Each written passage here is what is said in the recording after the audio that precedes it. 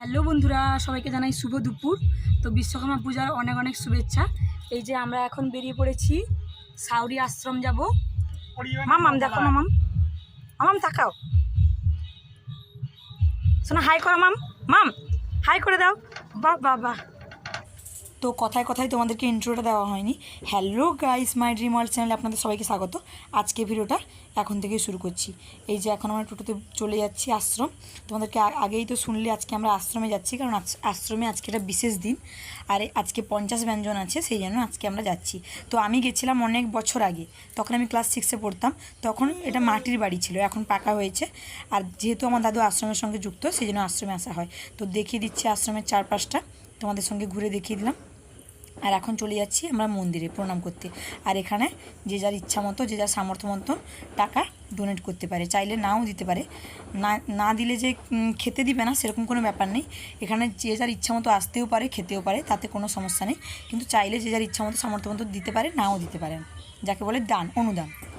আর এই যে ওপর থেকে মন্দির থেকে আমি তোমাদেরকে দেখাচ্ছি আজকে বিশেষ দিন বলে কত ভক্ত এসছে। আর এখন আমি শুনলাম যে অনেকটাই লেট হবে, যেহেতু আজকে বিশেষ দিন, গীতার পাঠ হবে, ভাগবত পাঠ হবে, তারপরে খাওয়া দাওয়া হবে, অনেকটা লেট হবে। সেই জন্য একটু তরকারি মুড়ি খেয়ে নিলাম, এখান থেকেই দিয়েছিল খেতে। আর এখানে এই যে দেখো, মাম্মাম তার সঙ্গী সাথী পেয়ে গেছে, ওদের সঙ্গে এখন খেলা করছে। তারপরে অনেকক্ষণ বসার পরে হরিনাম সংকীর্তন হলো, ভগবত পাঠ হলো, সেগুলো শোনার পরে এখন সবাই খেতে বসে পড়েছি। তবে এটা কিন্তু অনেকটা লেটই হয়েছিল খেতে, প্রায় 2:30 বেজে গেছিলো। আর তোমরা জাস্ট দেখো কত ভক্ত এসছেন আজকে বিশেষ দিন বলে, লাইনটা জাস্ট দেখো। আরও তোমাদেরকে আমি দেখাতে পাচ্ছি না, আরও অনেক দূর পর্যন্ত লাইন আছে। যতটুকু আমি দেখাতে পাচ্ছি ততটুকুই তোমাদের সঙ্গে শেয়ার করলাম। আর এই যে মাম্মাম যেহেতু অনেকক্ষণ থেকে এসছে, তাই আর অনেকক্ষণ খেলাধুলা করছিল, কিন্তু আর করতে চাইছে না। আর আশ্রমের একটা বিশেষ ব্যাপার দেখো, সবাই কিন্তু কলা পাতাই খাচ্ছে, সবাইকে কলা পাতাই খেতে দিয়েছে। সকালে যে এসছে মুড়ি খাচ্ছিলাম, তখনও কলা পাতা, এখনও প্রসাদ দিয়েছে কলা। হ্যালো ফ্রেন্ডস, সবাইকে জানাই শুভ বিকেল। এই যে এখন আমি একটু বেরিয়েছি, কদিন ধরে ভীষণ পরিমাণে বৃষ্টি হচ্ছিল, সেই জন্য বাড়ির পেছনে আমাদের আমার শ্বশুরবাড়ির পেছনে খাল আছে, সেই জন্য এই যে এখানে জল জমে গেছে, হালকা একটা বন্যার মতো। তো সেটাই তোমাদের সঙ্গে শেয়ার করব, তাই এসছি। এই যে এটা আমাদের বাড়ির যাওয়ার রাস্তা, এই যে সাইড থেকে এগুলা কিন্তু মাঠ ছিল, এই যে জল জমেছে তোমরা দেখতেই পাচ্ছ।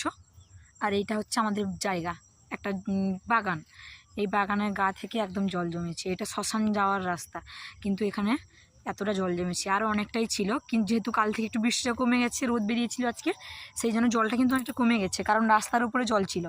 আর আমি টাইম করতে পারিনি আসার জন্য, দেখতে আসবো বলে, আর আসাই হয়নি, টাইম হয়নি।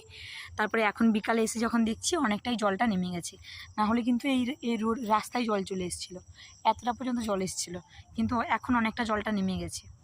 এই যে দেখতে পাচ্ছ তোমরা, এই যে রাস্তার উপরে কিন্তু জল উঠে গেছিলো। আমি এটা দেখতে এসেছিলাম, এই যে বিকেলে এখন বেরিয়েছিলাম দেখতে, কিন্তু এখন জলটা অনেকটাই নেমে গেছে। আর ওইদিকে আছে খাল, সেই জন্য বৃষ্টি খুব একদম কম বৃষ্টি না, মোটামুটি একটু বৃষ্টি হলে বন্যা হয় এই দিকটা, এই সাইডটাই, কারণ ওইখানে খালটা আছে, ওই লাইন বরাবর খালটা গেছে, ওই যে টাওয়ারের কাছে, টাওয়ারটা তোমরা দেখতে পাচ্ছ নিশ্চয়ই, সেই জন্য একটু বৃষ্টি হলে এদিকে বন্যা হয়ে যায়।